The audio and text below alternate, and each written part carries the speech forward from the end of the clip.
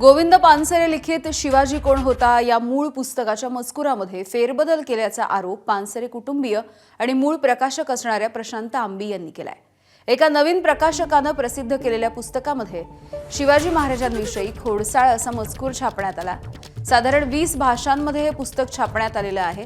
सर्व भाषांमधल्या पुस्तकातला मजकूर पुन्हा एकदा तपासणी करण्याची मागणी पानसरे कुटुंबियांनी केली आहे।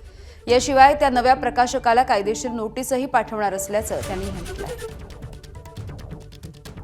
पन्हाळ्याला वेढा झाल्यानंतर कशी मदत केलेली आहे मुस्लिम सहकार्यांनी, जे शिवाजी महाराजांचे मुस्लिम सहकारी होते आणि ज्यांना माहित होतं आपण पकडले गेलो तर आपण मारले जाणार आहोत, आपल्याला सुटका नाहीये, हे असं असताना सुद्धा त्यांनी ते स्वीकारलेलं आहे। हे पूर्ण पानच गाळून टाकलेलं आहे, जाणीवपूर्वक गाळलंय। म्हणजे बाकीच्या गोष्टी कळाल्या आणि एवढं पानच कळालं नाही असं म्हणता येणं शक्य आहे का? किंवा अगदी सुरुवातीला तुम्ही पी.बी. सावंत जेव्हा न्यायमूर्ती होते त्या काळात त्यांनी खरं तर ते पत्र लिहिलेलं आहे न्यायमूर्ती असताना।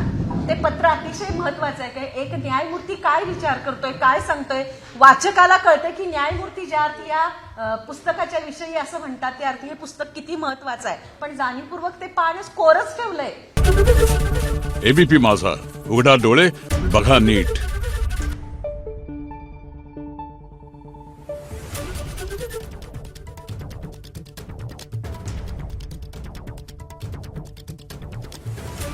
Thank you.